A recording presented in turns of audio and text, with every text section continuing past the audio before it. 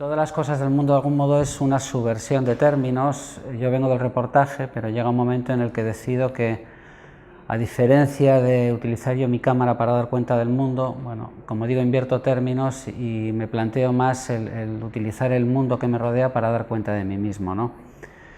Ese mundo deja de ser ya la geografía con la que el reportero viajante cumple y se ordena más en torno a una cartografía de emociones dibujada más por las líneas maestras de mi propia vida, de los seres queridos y al final, bueno, la facultad que te otorga esa gestión de la libertad propia de decidir qué es el mundo, ¿no?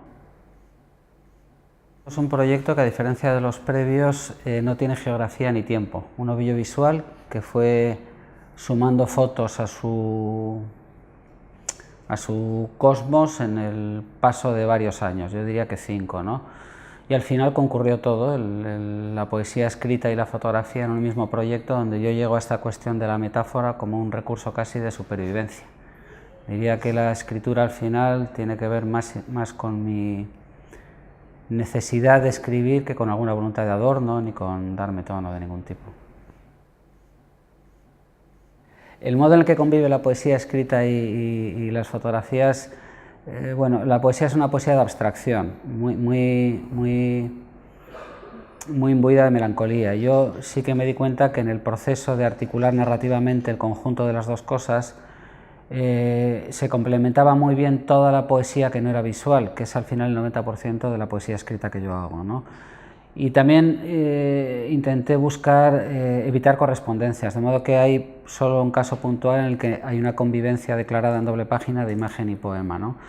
Cada uno tiene un decurso distinto, como digo, la poesía escrita tiene más que ver con conceptos abstractos y eso hace que conviva, a mi juicio, especialmente bien o mejor o más fácilmente que con el predicamento visual, ¿no? Aquí no hay un método ni un esquema claro de acción creativa.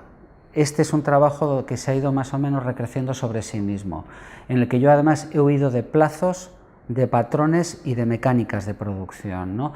Todos los anteriores trabajos obedecían a una estrategia de producción, tenían una, como digo, una mecánica, una metodología, unos plazos que yo mismo me imponía para cumplir, algo que yo mismo aconsejo en las clases que imparto de fotografía, ¿no? Pero esta diferencia de otros surgió eso, como una vomitona donde los tiempos los marcaba el propio proyecto.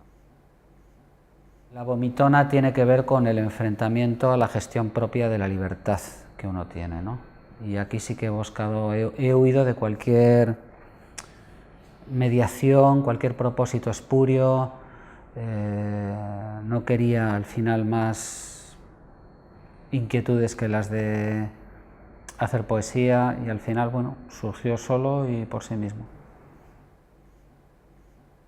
El título lo cogí yo de un crío que había hecho una recreación de una exposición que yo tuve en Manila con otro trabajo y bueno, era una vitolilla que tenía el hombre ahí puesta en el suelo en la que anunciaba Ricky Dávila le va a enseñar todas las cosas del mundo. Yo cogí esa pequeña vitola hace ya muchos años y dije, bueno, un día yo con esto tengo que hacer un proyecto, ¿no?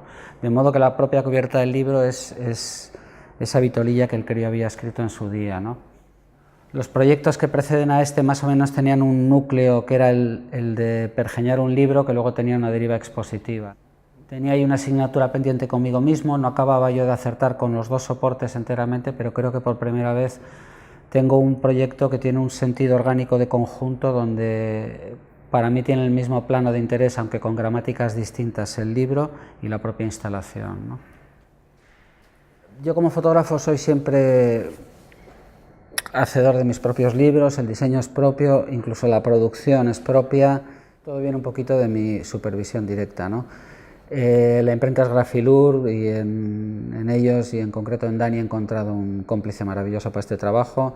En ese umbral de preproducción de los libros, que para mí es la franja más delicada que todo el mundo desatiende, yo creo que él es superior como impresor a cualquier imprenta, a las más acreditadas que hay en el ámbito estatal, ¿no?